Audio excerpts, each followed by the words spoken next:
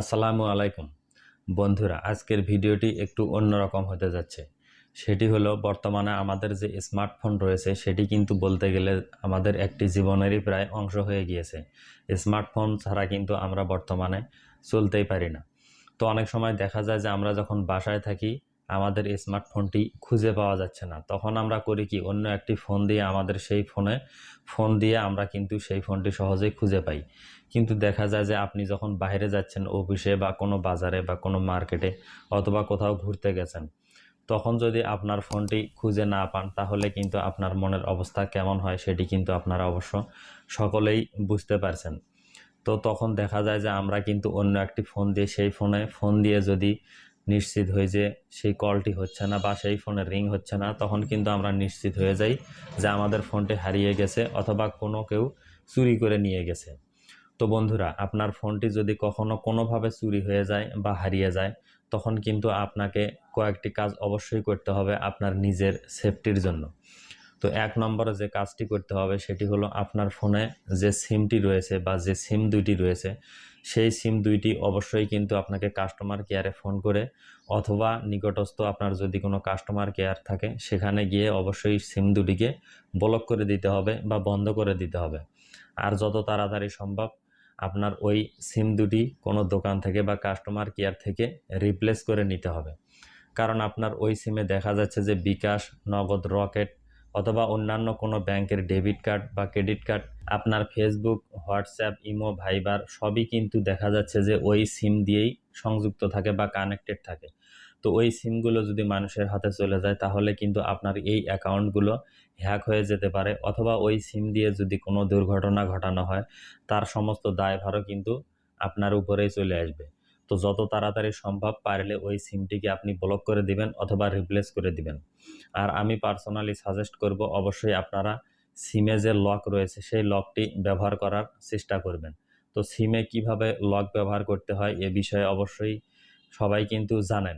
তো যদি যারা না জেনে থাকেন তাহলে কিন্তু ইউটিউবে যদি আপনি একটু খোঁজাখুঁজি করেন তাহলে কিন্তু এ ধরনের অনেক ভিডিও পেয়ে যাবেন যে সিম কার্ডে কিভাবে লক ব্যবহার করতে হয়। 2 নম্বরে আপনাকে যে কাজটি করতে হবে সেটি হলো, আপনার যদি অ্যান্ড্রয়েড ফোন অথবা আইফোন যেটি হোক না কেন হারিয়ে যায়, তাহলে অন্য একটি অ্যান্ড্রয়েড ফোনে গিয়ে ফাইন্ড মাই ডিভাইস নামে একটি কিন্তু অপশান রয়েছে। সেই ফাইন্ড মাই ডিভাইস অপশানে গিয়ে কিন্তু আপনার ফোনের সর্বশেষ লোকেশন আপনি জেনে নিতে পারবেন।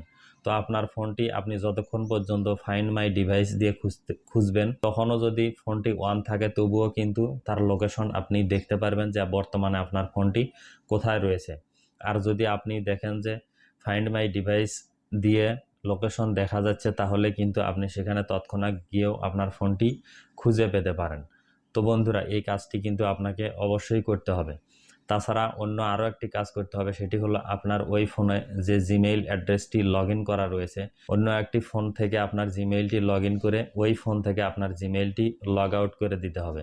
কারণ দেখা যায় যে বর্তমানে আমাদের জিমেইলের আন্ডারে থাকা যে গুগল ডকুমেন্টস রয়েছে সেই গুগল ডকুমেন্টসে কিন্তু আমরা আমাদের মূল্যবান ডকুমেন্টসগুলো কিন্তু আমরা সেভ করে রাখি। এছাড়াও কিন্তু আমরা ওই জিমেইলে দেখা যাচ্ছে যে আমাদের ইম্পর্টেন্ট ফটো বা ভিডিও সেগুলোও কিন্তু সেভ করে রাখি। তো আপনি যদি ওই আপনার হারানো ফোনটি থেকে সেই জিমেইলটি লগ আউট না করেন তাহলে কিন্তু আপনার সমস্ত ডকুমেন্টস চুরি হয়ে যেতে পারে। এতে কিন্তু আপনি বড় ধরনের বিপদের সম্মুখীন হতে পারেন। 3 নম্বরে যে কাজটি করতে হবে সেটি হলো, অবশ্যই কিন্তু আপনার সিম এবং ফোনের আইএমইআই নাম্বারটি দিয়ে আপনার নিকটস্থ যে থানা রয়েছে সেখানে গিয়ে অবশ্যই আপনাকে একটি জিডি করতে হবে আপনার নিজের নিরাপত্তার জন্য।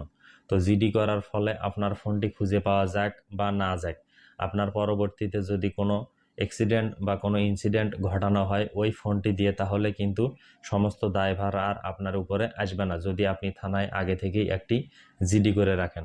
তো বন্ধুরা, এই জিডি করা কিন্তু অবশ্যই খুবই গুরুত্বপূর্ণ। আপনার ফোন যদি হারিয়ে যায় সেটা আপনি থানায় গিয়েও করতে পারবেন, অথবা বর্তমানে কিন্তু অনলাইনেও জিডি করা যায়। আপনি ঘরে বসে অনলাইনেও মোবাইল দিয়ে বা কম্পিউটার দিয়ে কিন্তু আপনার ফোনটি হারানোর জন্য জিডি করতে পারবেন। তো বন্ধুরা, আমি যে কথাগুলো বললাম অবশ্যই আপনার ফোন যদি কখনো হারিয়ে যায় এই বিষয়গুলো মাথায় রাখবেন এবং তৎক্ষণাৎ যত তাড়াতাড়ি সম্ভব এই পদক্ষেপগুলো আপনি গ্রহণ করবেন। তো বন্ধুরা, আজকের ভিডিওটি এ পর্যন্তই। অবশ্যই আশা করি ভিডিওটি ভবিষ্যতে হলেও আপনাদের একটু উপকারে আসবে।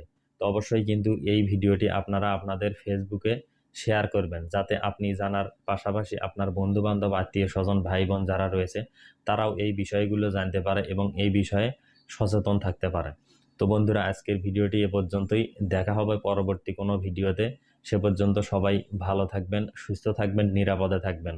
আল্লাহ হাফেজ।